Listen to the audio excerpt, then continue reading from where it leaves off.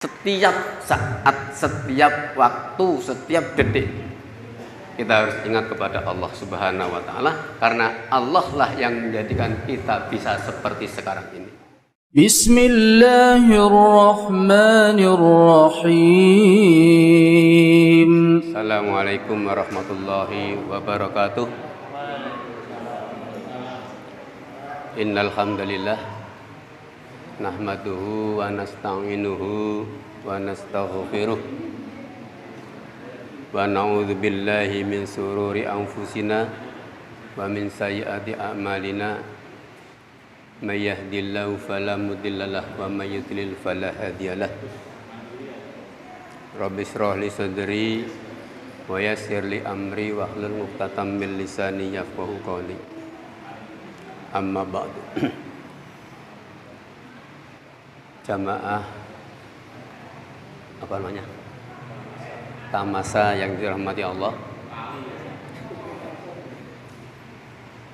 Pertama-tama marilah kita senantiasa memanjatkan puji syukur kehadirat Allah Subhanahu wa taala yang senantiasa melimpahkan rahmat, taufik, hidayah dan inayahnya, sehingga pada malam hari ini kita dapat bermajahah untuk thalabul ilmi yang diadakan rutin setiap malam Sabtu, sekaligus kita refreshing. Tamasa itu namanya refreshing untuk menenangkan hati kita, senantiasa mendekatkan diri kepada Allah Subhanahu wa taala. Jangan hanya kesibukan dunia ini saja yang kita jalani, yang kita optimalkan setiap hari, namun kita harus seiring sejalan dengan taqarrub ilallah. Mudah-mudahan Allah meridhoinya. Amin ya rabbal alamin. Salawat dan salam semoga senantiasa tercurah pada junjungan kita Nabi besar Muhammad sallallahu alaihi wasallam, yang senantiasa kita teladani tindak tanduknya jikalau beliau masih hidup, dan kita amalkan sunnah-sunnahnya walaupun kita tidak melihat pada beliau, tapi kita sebagai rasa cinta dan sayang kepada beliau kita amalkan sunnah-sunnahnya. Mudah-mudahan kita pantas diakui sebagai umatnya sampai akhir hayat. Insyaallah Allah akan memberikan pertolongan kepada kita. Bapak Ibu jamaah rahimakumullah, tema yang kami sampaikan adalah hidup sukses dan bahagia bagi ulil albab. Kata-kata ulil itu banyak dalam Al-Quran. Ada ulil albab, ada ulil absar, ada ulil nuha, ada ulil aidi, ada ulil amri. Nah, ulil itu artinya apa? Dalam kamus disebutkan ulil itu artinya pemilik atau memiliki.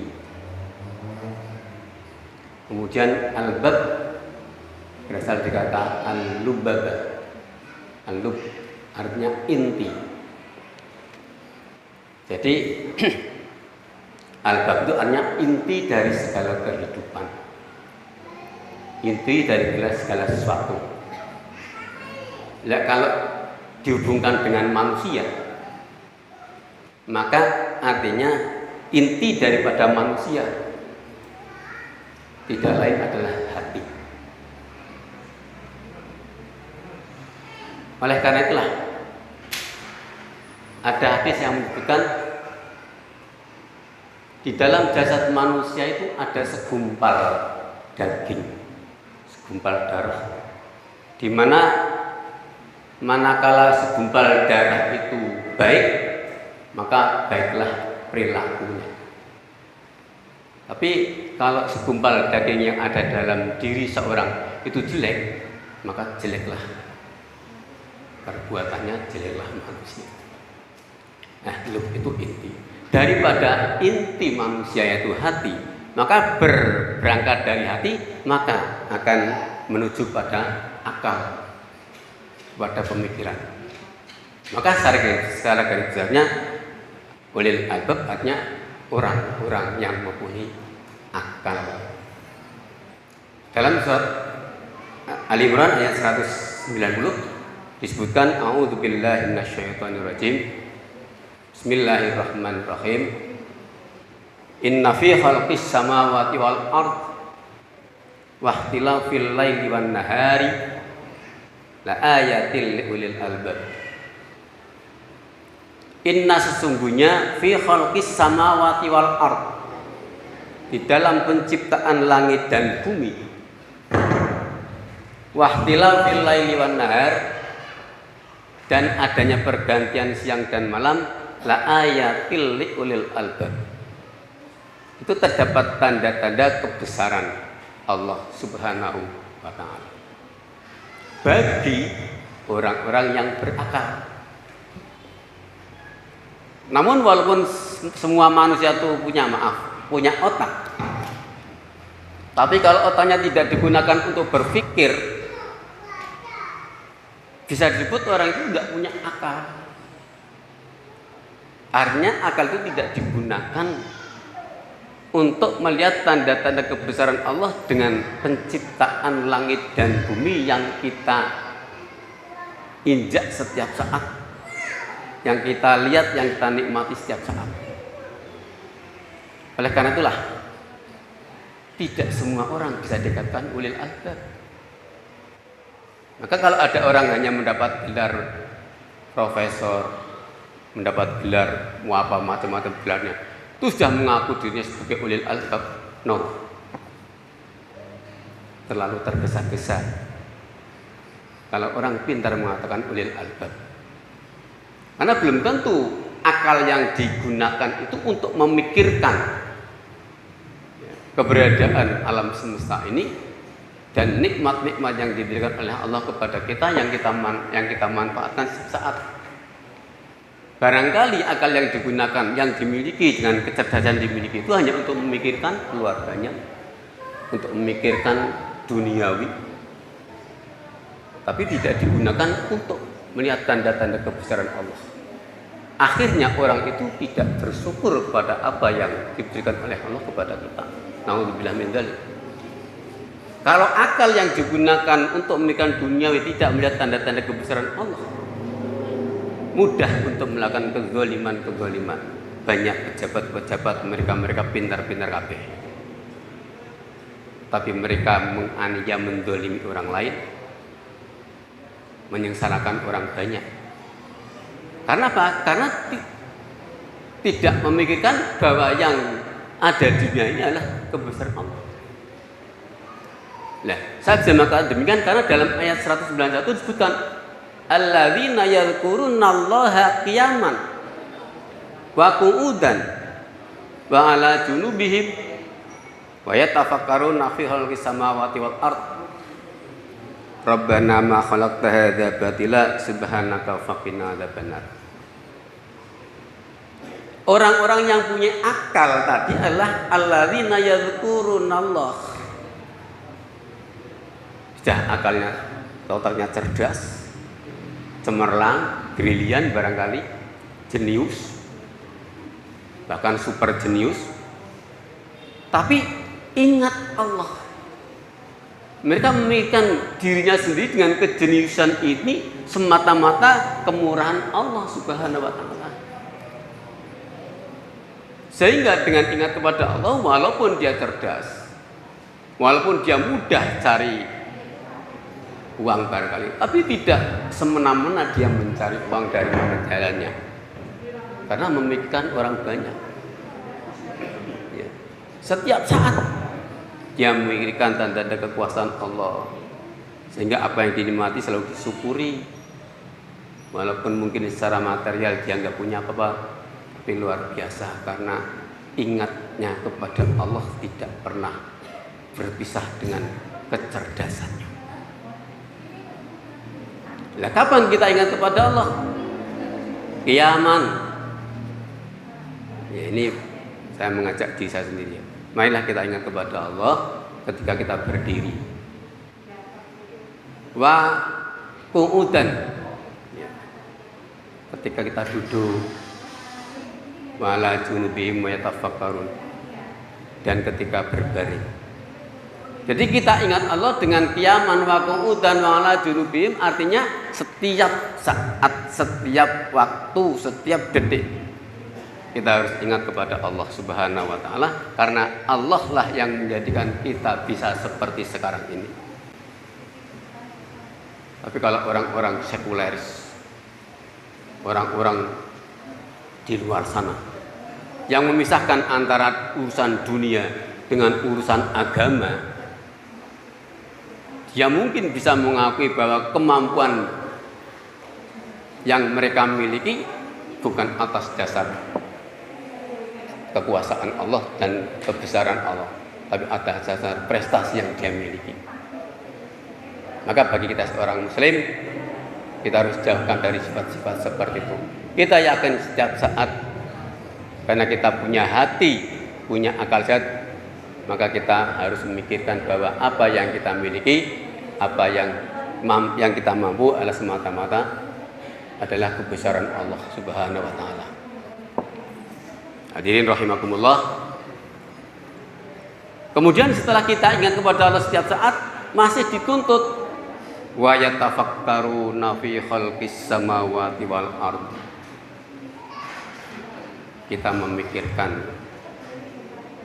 tentang penciptaan langit dan bumi. Sebab kalau kita ingat penciptaan langit dan bumi luar biasa. Kita manusia mengakui bahwa diri kita lemah, diri kita hina, tidak ada apa-apanya dibanding dengan Allah dan kebesarannya. Namun banyak orang yang kadang-kadang melupakan akan kebesaran Allah, hidup asal hidup. Pokoknya tidak berpikir. Pagi kadang-kadang berangkat kerja, kemudian mencari nafkah seenaknya sendiri tanpa mempedulikan penderitaan orang lain. Ada yang kadang-kadang seorang laki-laki tidak mau kerja tapi mau makan enak, mau serba keturutan. Karena apa? Akalnya tidak digunakan. Akal digunakan tapi tidak diimbangi dengan keimanan dan kedekatan diri kepada Allah.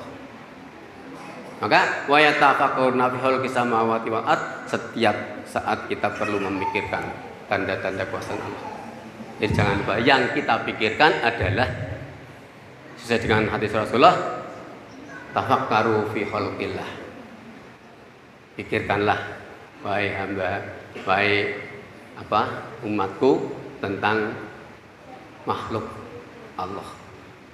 Jadi kita memikirkan makhluk Allah.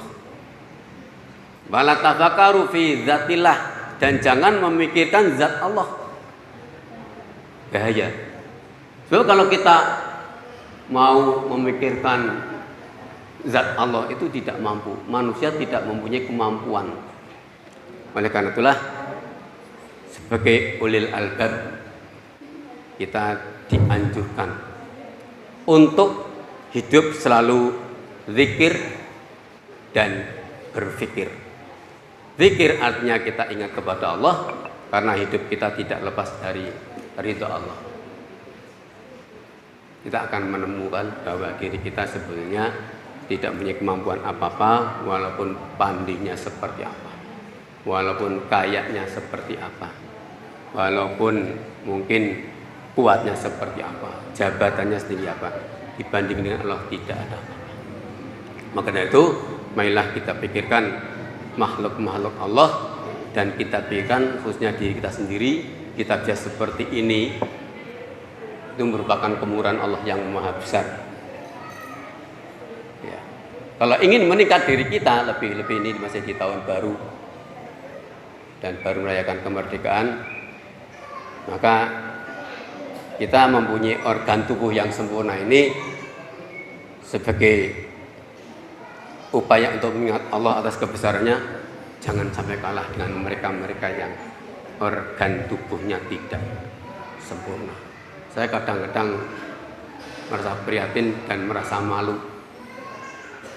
Ada seorang yang organ tubuhnya itu tidak lengkap, tapi sholat jamaahnya walaupun harus merangkak jalannya, harus digendong orang lain jalannya, tapi dia tetap melaksanakan sholat jamaah. Walaupun dia jasadnya tidak sempurna, tapi dia tidak mau meminta-minta. Di jalan raya mereka tetap berusaha untuk menjaga harga diri dengan jualan. Walaupun anggota badannya tidak sempurna, tapi sedekah kepada orang justru yang memiliki anggota badan sempurna itu bisa melakukannya. Kalau ada orang lain yang membutuhkan, itulah luar biasanya orang-orang yang selalu bersyukur kepada Allah dan selalu merasa bahwa Allah Subhanahu wa taala itu Maha Pemurah. Kemudian ciri-ciri orang yang mempunyai predikat ulil albab itu apa? Ya.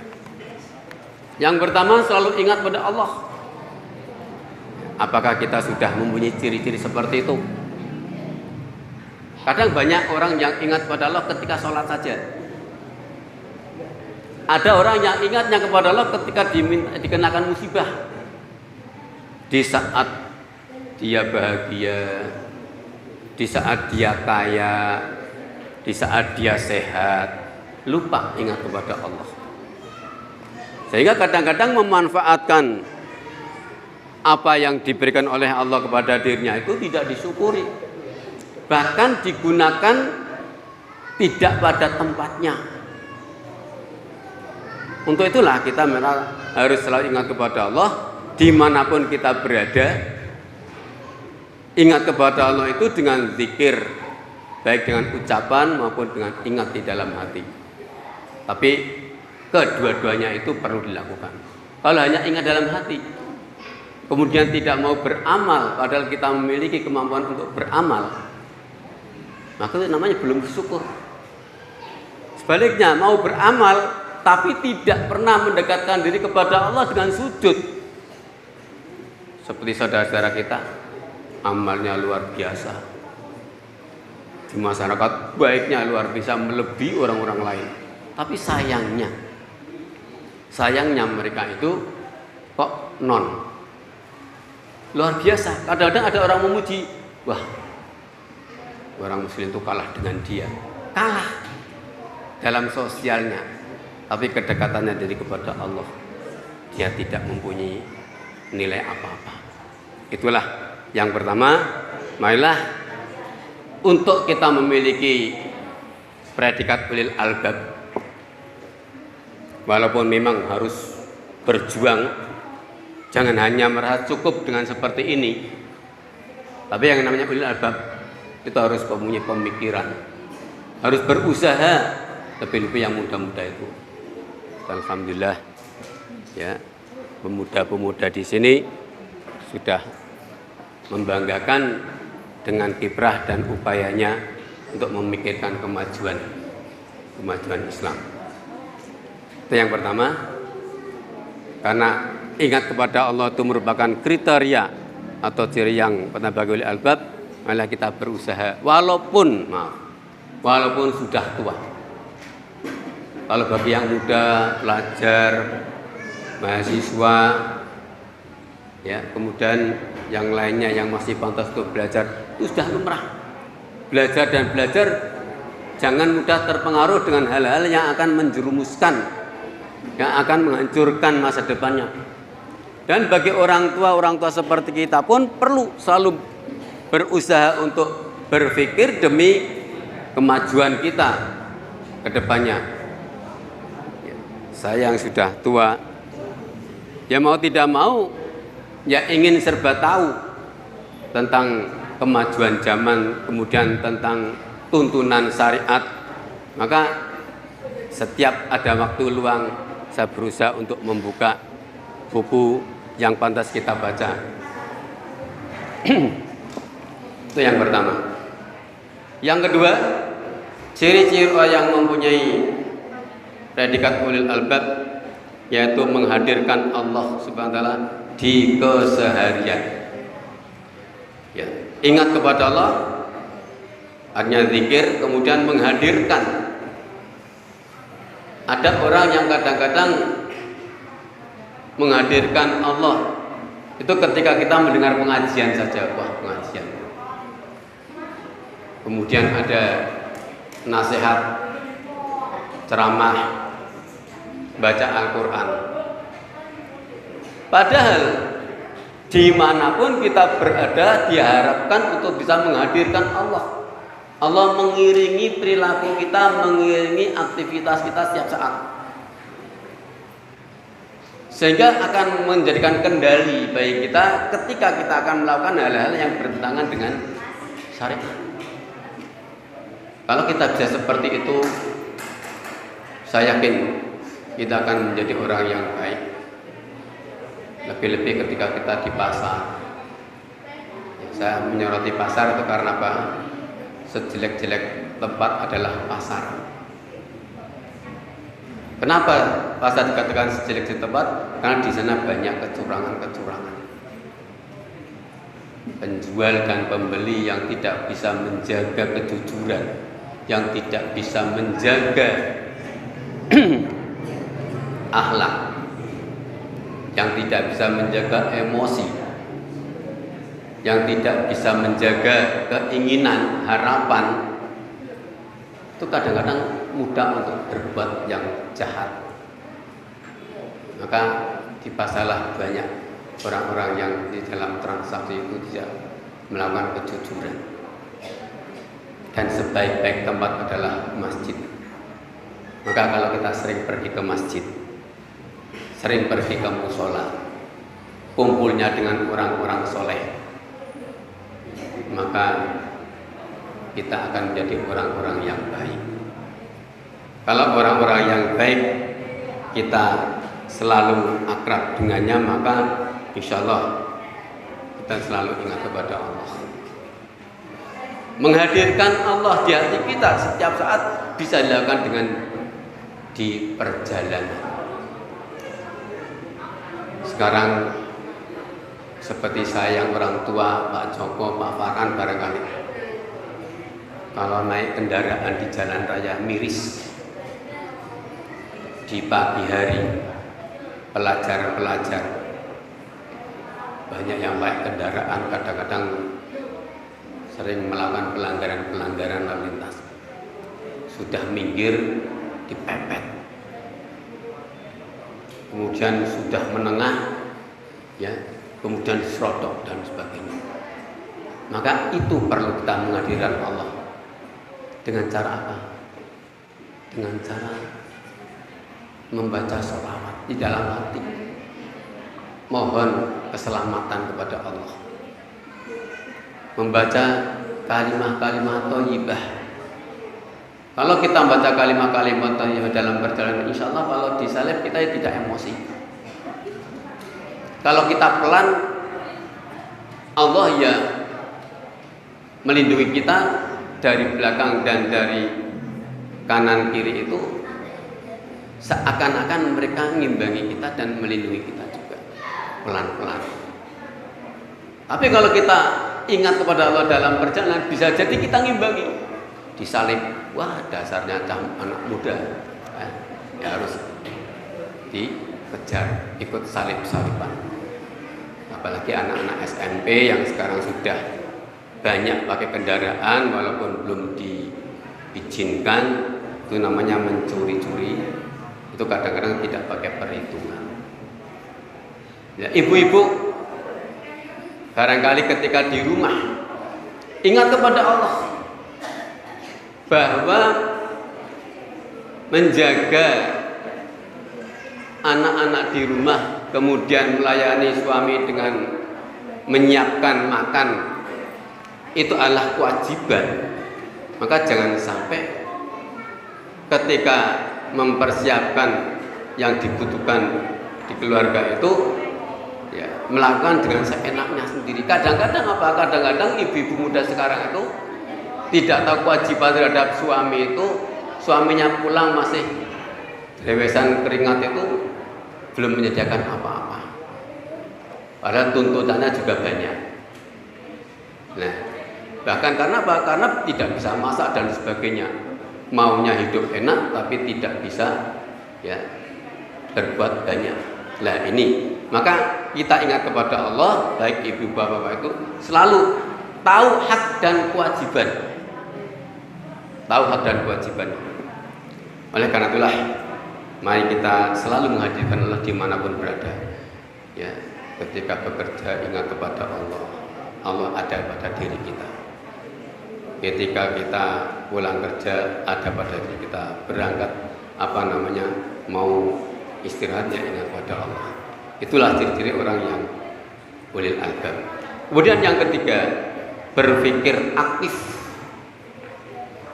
Jadi ulil albab itu pikirnya nggak pernah berhenti, selalu mencari-cari hal-hal yang baru berdasarkan apa yang diberikan oleh Allah. Maka pada zaman Daulah Bani Abbasiyah itu banyak melahirkan cendekiawan Muslim yang tidak hanya ahli dalam bidang agama saja, tapi ahli dalam bidang-bidang umum yang justru orang-orang Barat waktu itu belum memiliki. Maka zaman Daulah Bani Abbasiyah itu dikenal sebagai zaman keemasan Islam. Ahli kedokteran Ibnu Sina. Itu hasil karangnya Ibnu Sina dijadikan literatur dari perguruan tinggi negara-negara Barat. Karena apa? Ternyata mereka bisa berhasil dengan gemilang seperti itu berdasarkan mengkaji Al-Quran. Jadi kalau kita mau mengkaji ilmu itu, ya, dengan mempelajari Al-Quran itu tidak akan pernah habis. Dalam surat Al-Kahfi disebutkan ayat hampir penghabisan Al-Kahfi. Qul law kana al-bahru midadan li kalimati rabbi lanafidal bahru qabla an tanfadha kalimatu rabbi walau ji'na bimislihi madada. Ya, katakanlah, jika kamu akan mencari ilmu, mencari pengetahuan, ya, yang dimiliki Allah, seandainya lautan itu jadikan emas, jadikan tinta. Lautan jadikan tinta, pohon-pohonan dijadikan pulpen untuk menulis ilmu-ilmu Allah, tidak akan habis. Dan kadang-kadang kita baru saja lulus SMA saja sudah merasa pintar. Kadang-kadang berani menentang perintah orang tua, kadang-kadang berani melawan gurunya. Padahal mereka itu hanya baru SMA, apalagi mereka mempunyai sarjana S2, S3, profesor. Orang yang seperti itu luar biasa kezalimannya. Ya, maka berpikir aktiflah untuk mencapai derajat ulil albab. Namun perlu diketahui, wa ma utitum minal ilmi illa qalila, dan tidaklah banyak orang yang memiliki ilmu. Ilmu yang dimiliki oleh seorang itu tidak banyak, illa qalila, kecuali sedikit. Maka marilah kita berusaha sedikit tapi kita tahu insyaallah kita akan bisa mengatasi permasalahan dalam hidup kita, karena memang hidup kita harus dituntut untuk memikirkan masa depan kita. Hadirin rahimakumullah. Nah, sekarang kebahagiaan dan kesuksesan ulil albab itu apa?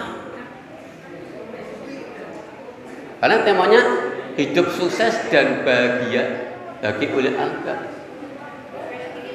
Ulil albab yang sungguh-sungguh, yang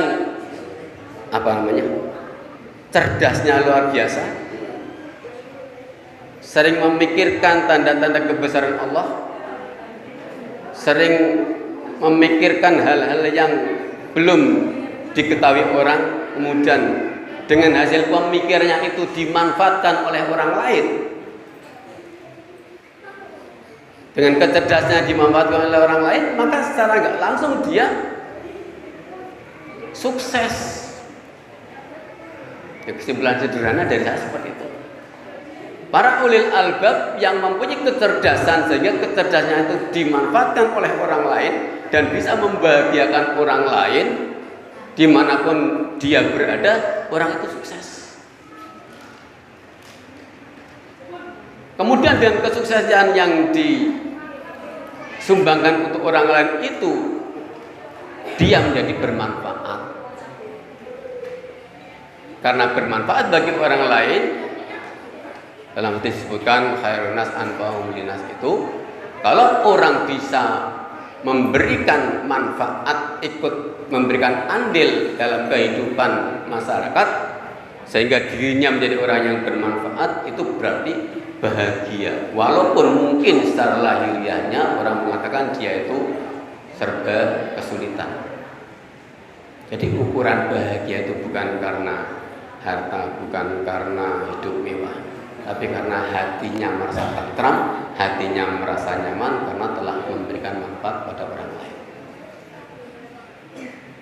Dan itu sudah selayaknya disandang oleh ulil albab. Tapi kalau ada orang yang cerdas sampai saat ini belum bisa memberikan manfaat kepada orang lain, tidak bisa menularkan ilmunya kepada orang lain,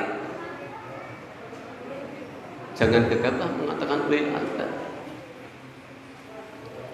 Karena orang ulil albab itu alladzina yadhkurunallaha qiyaman, dekatnya kepada Allah ya luar biasa. Zikirnya kepada Allah selalu dikerjakan setiap saat. Salatnya kepada Allah tegak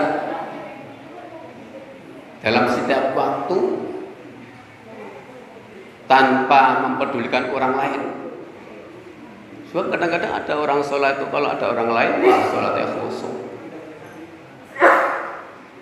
Ya, sujudnya dilama-lamakan. Kemudian berangkat awal, pulangnya akhir. Namun kalau tidak ada orang lain, sholat. Nah, itu dia mengaku dirinya dekat dengan Allah. Ada pamrih.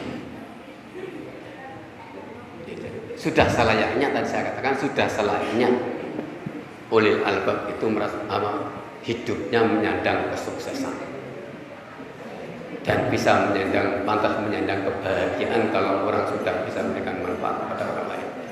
Namun kalau belum seperti itu, jangan kita tergesa-gesa mengatakan ulil albab, karena kadang-kadang orang cerdas menyesatkan orang lain, orang pintar menyesatkan orang lain, membohongi orang lain, dan dirinya tidak pernah bahagia, dan hidupnya merasa selalu kurang, selalu tersaingi oleh orang lain, ya, emosinya dikedepankan. Nah, kalau orang seperti itu gak pantas untuk menyandang ulil albab. Inilah berarti untuk menyandang ulil albab itu bagi orang yang mempunyai kecerdasan itu tidak mudah. Mari kita tata hati kita, kita asah otak kita, kecerdasan kita manfaatkan untuk orang lain dan jangan sampai merugikan orang lain. Nah, ini ulil albab. Ya, jadi kesimpulannya, materi yang saya sampaikan adalah kebahagiaan dan kesehatan itu sudah sepantasnya disandang oleh ulil albab bagi mereka yang sudah satu dekat kepada Allah, menghadirkan kepada Allah dalam dirinya setiap saat dan memberikan manfaat kepada orang lain. Seperti tadi saya katakan, zaman dahulu Bani Abbasiyah, para pemikir-pemikir Islam cendekiawan Muslim saat itu sudah memberikan manfaat kepada generasi berikutnya dan apalagi bisa menyumbangkan ilmunya untuk orang-orang barat yang dipakai sebagai literatur ukuran tinggi mereka. Itu berarti memberikan manfaat kepada orang lain. Nah, oleh karena itulah malah kita senantiasa berusaha, walaupun mungkin tidak bisa seperti mereka, tapi setidak-tidaknya kita jangan pernah berhenti dari belajar. Jangan pernah berhenti dari upaya untuk mendekatkan diri kepada Allah Subhanahu wa taala. Jangan hanya di masjid saja. Saya kira itu yang saya sampaikan. Kemudian ada ulil-ulil yang lain. Nanti saya singgung saja, ini enggak saya jabarkan. Ulil absar. Kita sering mendengarkan ulil absar. Artinya yang memiliki pandangan yang berbobot. Orang-orang yang mempunyai pandangan tapi berbobot untuk orang lain, untuk kejayaan umat, untuk kejayaan Islam, sehingga Islam akan harum. Ya. Pandangan-pandangan yang kotor itu gimana? Cerdas, tapi untuk mengibuli orang lain, untuk mengapusi orang lain. Ya. Pandangan yang kotor. Gimana ya? Saya bisa mencari uang banyak, tapi tidak usah sengsara, nggak usah rekoso. Pandangan kotor itu. Punya uang banyak itu enak, tapi kalau jalannya dengan pandangan yang dengan cara yang tidak baik, itu berarti orang yang tidak diridhoi. Seperti kemarin cerita keluarga saya, kemarin ada kakak saya di Jakarta terhipnotis. Uang di ATM 65 juta langsung dalam ukuran detik habis. Nah, orang yang punya ilmu hipnotis itu punya pandangan. Tapi pandangannya kotor. Saya akan belajar hipnotis untuk mengelabui orang lain, untuk untuk membohongi orang lain supaya saya dapat cepat dari orang kaya. Nah, itu ilmu-ilmu yang tidak baik. Kemudian ulinuha, ulil albab, ulil absar, ulinuha, semua itu dalam Al-Quran. Bahkan ulil albab itu dalam Al-Quran disebutkan 16 kali. Tidak saya sebutkan saja. Itu kalau dibaca semua yang banyak sekali. Ulinuha, orang yang dalam ilmunya, dengan ilmunya dapat menghentikan, dapat berhenti dari aktivitas yang dilarang Allah. Orang yang dengan ilmunya dapat berhenti dari aktivitas yang dilarang oleh Allah. Itu hakikat orang pandai ya seperti itu. Saya punya ilmu, saya tahu yang baik, tahu yang buruk, tahu yang jahat, tahu yang menyenangkan. Sebagai seorang muslim, saya akan mengamalkan ilmunya untuk menyenangkan orang lain, bukan untuk menghancurkan orang lain. Saya tidak ingin berbuat dosa, ya, karena saya takut dosa. Saya tidak akan meninggalkan sholat karena sholat kewajiban.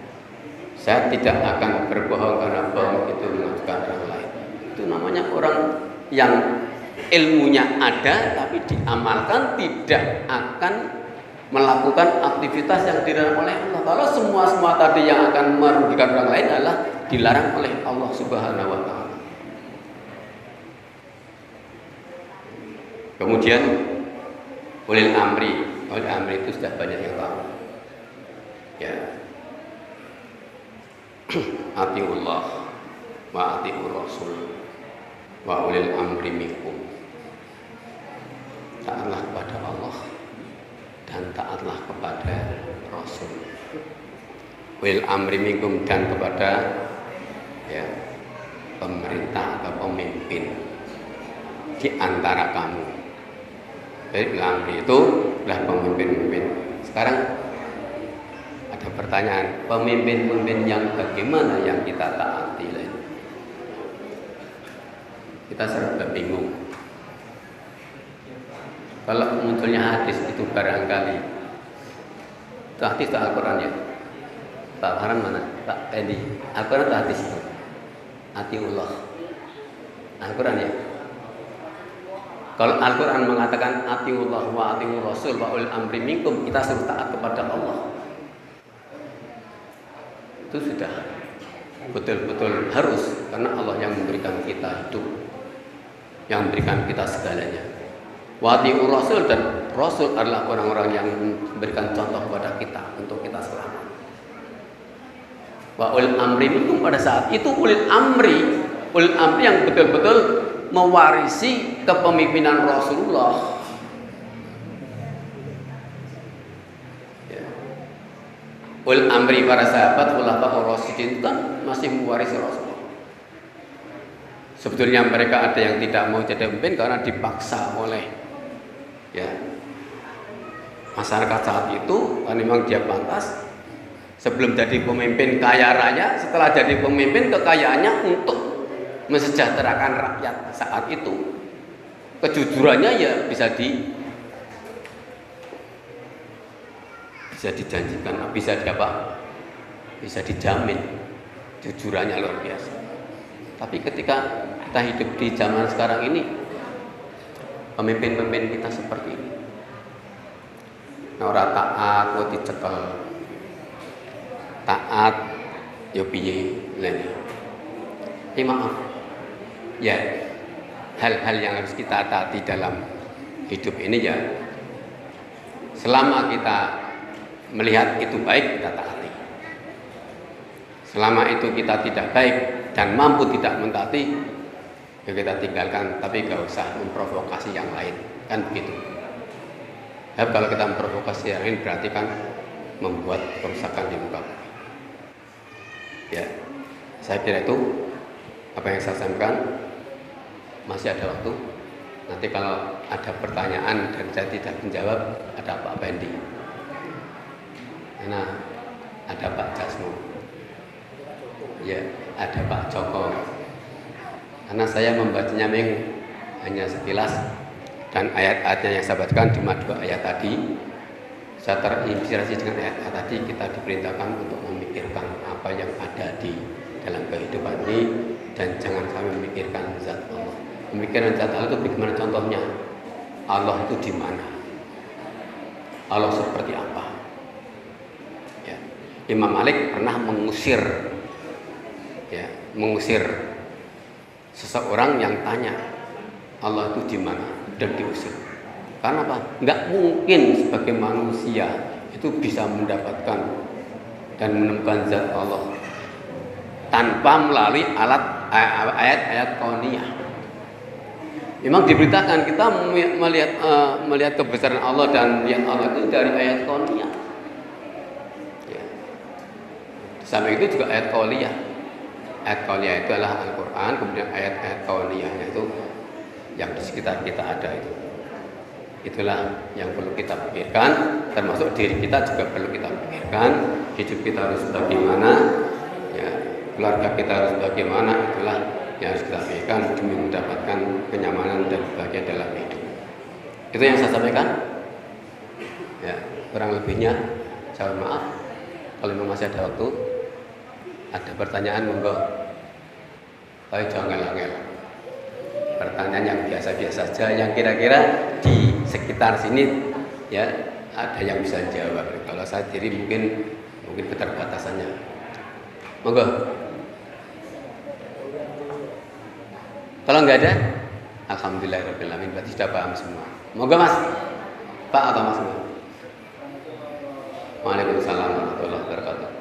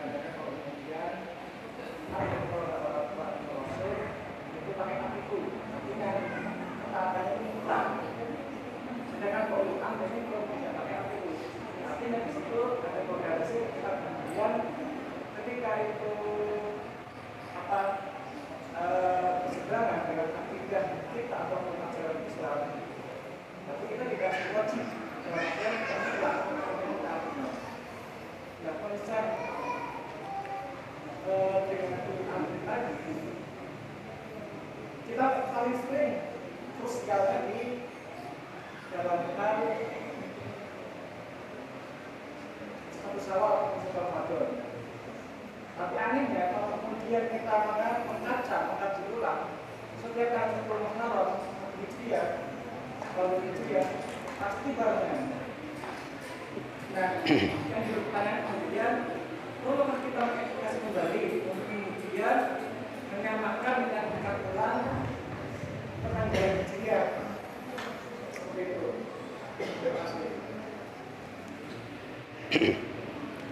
Pertanyaannya menarik. Jawabannya jangan lagi. Saya pernah ngomong-ngomong dengan teman. Iya Pak, ini masyarakat kita masih sering terjadi perbedaan. Satu Syawal yang kelompok ini Lebaran, harinya ini. Kelompok yang lain besok. Tapi perjalanannya waktu kembalinya nanti kok kembali lagi, memang begitu. Nah, bagaimana untuk menyatukan itu? Ya kan kita sudah tahu jelas toh. Untuk menentukan bulan tahun Hijriah itu kan pakai perjalanan bulan. Yang satu 0,5 derajat itu sudah muncul. Namanya 0,5 tadi muncul. Kalau secara logika 0 tok itu belum muncul. 0,5 apalagi 5, satu pun bisa dikatakan muncul. Nah itu dia dihitung secara hisab. Dia sudah masuk, nggak pernah meleset. Tapi kalau ternyata yang harus sempurna 0, berapa sekarang? 10 atau berapa derajat? Ya karena yang tadi yang 0,5 sudah belum dikatakan muncul, yang 10 nanti kan lama-kelamaan setelah sampai hari terakhir yo pas juga. Ini yang sering jadi khilafnya di antara kita itu, tinggal kemantapan kita. Sulit untuk memecahkan itu. Pada zamannya Wakil Presiden Yusuf Kala itu kan ada ide, ya mbok sing siji dikurangi, sing siji ditambah, kan klop. Di antara kita yang sudah mantap dengan ini ya nggak bisa. Prinsip kok. Nah akhirnya apa? Ya lana a'maluna walakum a'malukum. Kalau bulan Syawal kamu amalkan sholat Idul Fitri di hari ini, ya terserah amalmu. Kalau yang satu besok pagi, ya terserah amal saya. Kan begitu. Angel. Adidaya saya pernah mendengarkan juga itu nggak bisa menemukan titik temu. Nggak bisa menemukan titik temu. Dipaksakan, maaf, rame. Nah, maka tinggal kemantapan kita. Kalau Hijriah itu disamakan tidak bisa. Seperti kemarin sekarang Muharram ya sama. Ini sebetulnya kalau dari lewat hisab ini sama terus janjani. Cuma sayang kok harus menyempurnakan ru'yatul hilal itu yang sulit disatukan di situ. Coba kalau hisab kabeh enggak ada masalah. Ya, maka dari itu itulah ya kenyataannya seperti itu. Cukup itu ya jawab saya, nggak usah publik. Pengetahuan saya terbatas, cuma saya mendengarnya seperti itu. Kaisa, ya, mari ya saya akhiri apa yang saya sampaikan, mudah-mudahan ada manfaatnya. Kalau ada kesalahannya, itulah keterbatasan saya. Nasrullah wa fathun qarib, fastaghfirul khairat. Assalamualaikum warahmatullahi wabarakatuh.